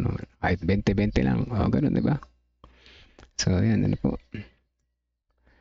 Yan, Nanay Nerissa, totoo yan. Kung di tayo nakikinig dito, di ba, paano tayo matututo ng mga gandang aral, di ba? Si Sister Neneng, pasama po sa prayer ang pagbiyahe. Mamayang gabi po, maging maayos po ang panahon. Salamat po rin ang ating Panginoon. Sige po, ingat po sa biyahe at pepere natin kayo. Sa inyong pag-travel na Sister Neneng, dapat kasama nyo ang Panginoon. Always yan, walang safe na kalsada, walang safe na himpapawid, walang safe na karagatan. Dapat palaging kasama ang Panginoon. Para ganun pa mga kampante, ano man ang mangyari. Nakita ko nga sa isang video kahapon na relax na siya nagdadrive. Maya boom, head-on collision. Hindi niya kasalanan, siya yung binangga. Ano nangyari? Patay. So, walang safe sa lahat ng lugar sa lupa, Hindi porket sabi natin ay naniniwala tayo may Jesus pero ligtas tayo sa kapahamakan. Hindi po, Ang kapahamakan ay para sa lahat. Kagaya ng blessing ay para din naman sa lahat. Kaya kung may Jesus tayo, muli tayong babangon at gigising. Maging sa sakit, Walang nakakaligtas sa sakit. Kahit Adventist ka, di ka kumakain ng mga karumal-tumal pero may magkakasakit ka pa rin. Pero hindi tayo matatakot. Dahil mas magkasakit man tayo, mamatay man tayo, muli tayong babangon, gigising pagdating ni Jesus. Yan ang maganda. So let us pray, mga kapatid. Ang daming mga pangalan pero natabunan yung iba. Ganun pa man tayo mananalangin. Let us pray. 30-second silent prayer, then I will continue. Mga anak ko po, pauwi sa Maynila. Ako'y galing Mindanao. Praise the Lord, ano? Mga anak ko po, pauwi sa Maynila. Galing po sa Mindanao. Okay. From Mindanao, uwi ng Maynila. Sige po. Akala, ba't di dyan sa inyo? Nagtataka tuloy ako, pero atin yung nakamabuti. Sige, di ba? Baka sa Maynila nakatira, no? 30-second silent prayer and then I will continue. Let us pray. Maaga tayo matatapos ngayon. 5:33 pa lang.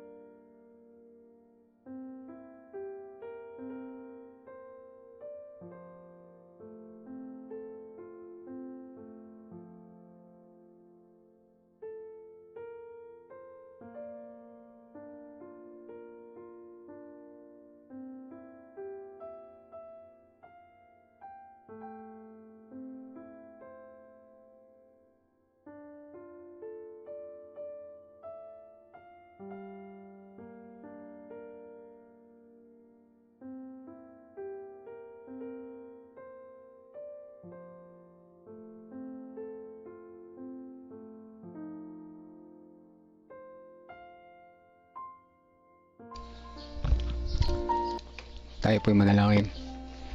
Amang banal na makapangyarihan sa lahat, patuloy po ang aming pasasalamat sa inyo at kami muli ninyo ginising, binigyan ng panibagong buhay at kalakasan at patuloy na paalala sa amin sa umaga na ito kung paano kami mamumuhay ng sapat. Hindi kami mabibigatan sa buhay, kung paano kami matutong magtiis, matutong gumastos lamang ng sapat na aming kinikita. Salamat at nariyan kayo sa bawat umaga na nagpapatuloy sa amin magturo, magpaalala. Tunay na ramdam po namin ang inyong pagmamahal, o dakilang Diyos. Sa umaga nito may mga personal prayer request po kami, ang mga kapatiran na narito ngayon, mga pangalan na nais namin ilapit sa inyo at ang amin din mga personal na request. Una, panalangin namin ang mga gawain sa aming mga iglesia sa Tabacao, dyan sa Hain, sa Peñaranda, sa San Leonardo at sa iba pang mga churches na hindi namin nabanggit na kung saan sabay-sabay ang pangaral Harvest 2025. Nalangin namin na ang aming kalusugan ay number 1. Bigyan niyo po kami ng malakas na resistensya at kalakasan ng pangatawan. Ang mga kapatiran na sumusuporta rito ay patuloy niyo pong pagpalain ng mahusay na kalusugan at kaalaman na nagmumula sa inyo. Dalangin din po namin ang sambahayan ng bawat isa. Si Ate Lorna, si Kuya Bobby, Sister Sweetie, Sister Hannah, Sister Vicky, kasama ng kanyang pamilya, si Ma'am Nora, si Brother Leonard, si Brother Victorino Gutierrez, gayon din ang kanyang kahilingan para sa kalusugan ng buong family ni Brother Lawrence Olarte. Pagpalain din po ang kanilang taniman na ito ay palaguin, mas maraming makinabang, mas maraming maitulong sa gawain. Pagpalain din po ang sambahayan ni Sister Janet, Brother Jojo Gatmaytan, ni Ate Revi, kanyang buong pamilya, kanyang mga apo, kanyang mga mahal sa buhay, ang kapatiran ng San Leonardo, ang gawain lalo higit sa San Leonardo. Patuloy po silang pagpalain ng bawat isa rito at maging matatag sa pananampalataya sa kabila ng mga pagsubok na patuloy na dumarating sa kanilang buhay. Ganyan din naman ang sambayan at pamilya nila Sister Des Flores, ni Ate Christy, ni Kuya Edgar Estabilio, yung kahilingan nila para sa kay Agerico Banson na may sakit. Ganyan din naman si Sister Irene Padilla. Patuloy namin sinasama sa panalangin ng sambahayan ni Ate Mitch Sister Dang de la Cruz, yung dalawa niyang anak, si Noriel, si Raf, si Brother Nor, yung kanyang asawa. Ingatan po sila sa araw-araw. At ganyan din ng sambahayan Sister Marlene Garcia, Sister Juliet Barcibal, Sister Gloria Balbito, kasama na yung prayer request niya para sa kanyang husband na makasama niya magsamba, masama niya sa pananampalataya, masama niya sa paghahanda aba naghihintay sa nalalapitan yung pagbabalik. Dalangin din namin ang sambahayan ni Kuya Melchor, Kuya Narsing, Kuya Monching Canlas. Ang sambahayan din ni Sister Nimpa Rivera sa Tabacao. Ang kagalingan ni Sister Auntie Ching Manikis at ang patuloy na kalusugan ni Yasmin ay patuloy niyo pong ipagpawala sa kanila. Dalangin din namin ang sambahayan ni Sister Maria Isabel Santiago Makasakit, ang sambahayan ni Ma'am Femi, Kuya Abner, sa kanilang pag-travel, gayon din si Ma'am Resha at sa kanyang patuloy na kalusugan, ang mga guys, teachers, gayon din pupils and parents. Dalangin din namin ang sambahayan ni Ate Sally Sanchez, Sister Wilma Fernandez, Sister Aurea Melihor, ang sambahayan ni Sister Elizabeth Erese, ang pamilya din ni Sister Shirley Rosacinto, Sister Marites Corameng ng Campugo Church, gayon din Sister Nancy, Brother Esmin Suba, ang kanilang sambahayan. Patuloy niyo pong pagpalain ng kalusugan, pisikal at espiritual. Patuloy na maging daluyan ang pagpapala sa iba. Gayon din ang sambahayan ni Sister Elsa Pavilion Lim, anuman ang kahilingan niya sa mga sandali na ito, ay patuloy niyo po itong dinggin, ipagkaloob sa kanila sa ayon sa inyong kalooban. Dalangin din namin ang Bacolor Mission Group sa pangunguna ng mga missionaries at ng grupo nila Brother Cyrus Bermejo. Patuloy niyo po silang palakasin, patatagin sa kabila ng mga pagsubok na kanilang pinagdaraanan sa buhay. Ang sambahayan ni Brother Edmund Sabio, malayo man siya sa kanyang pamilya, ay samahan niyo po sila patuloy na kalusugan sa araw-araw. Ngayon din ang kanyang pagtatrabaho doon sa Singapore. Ngayon din ang sambahayan ni Sister Melissa Gamboa, ang sambahayan ni Sister Jenny Lisangan, ang sambahayan ni Sister Teresita Ladia, Teresita Tyree Reyes, ang sambahayan ni Sister Evangeline Legaspi, Sister Heidi Silino Salazar, ang saguing Dinalopian Bataan na magkaroon ng panibagong leadership sa pagkakataon na ito. Dalangin din namin ang sambahayan ni Sister Neneng, Brother June, ang kanyang anak, mga anak na babiyahe galing Mindanao pauwi ng Maynila. Ingatan po sila sa daan, safe na makauwi sa kanilang tutunguhan, at patuloy na pagpalain ng malusog na pangatawan. Dalangin din namin, o dakilang Diyos, ang mga iba pang pangalan na hindi namin nabanggit sa umaga na ito. Patuloy po kami pagpalain sa maghapon na ito. Ingatan kami sa aming paggawa, pananalita, at patuloy na kayo ang manguna sa aming buhay. Salamat po sa pagdinig sa aming panalangin. Ito ang aming dalangin sa pangalan ni Jesus namin tagapagligtas. Amen. Amen.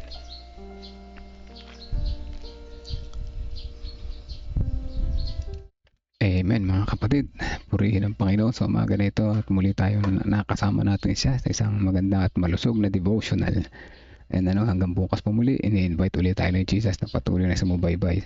Sa mga 21 viewers, regular viewers, okay lang yan. Tayo magpapatuloy, tayo magpapatuloy at tayo patuloy na makikita natin ang kanyang kabutihan sa bawat umaga. Sa mga na mag-response, salamat po sa inyo, Sister Neneng, Sister Maria, Isabel, salamat po sa response, at sa iba pa nandyan yan. Ang oras 5:41 ng umaga, ang bilis ng dapat ganitong oras tapos na tayo. Mas maganda yung ganitong oras lang para hindi tayo nasasagad, maraming gagawin sa maghapon. Di ba? Si Ate Sally Sanchez, salamat po sa response. Nanay Nerissa, Sister Nimpa, salamat po sa response. Ate Evelyn, napakasipag gumising Ate Evelyn sa umaga. Patuloy kang pagpapalain ng Panginoon, Ate Evelyn, kasi patuloy kang lumakapit sa Kanya. Ang ubas ay kumakapit sa sanga, kaya patuloy na mumunga, Ngayon din si Sister Dang de la Cruz, salamat po. Ma'am Nora, salamat po sa pag-response, at sa ibang mga nandiyan sa background. Patuloy po ang maghapon natin, ipanguna natin sa Panginoon ang ating buhay, magbakumbaba, magpasalamat, at maging maibigin sa kapwa. Purihin po ang Panginoon sa umaga nito. God first morning.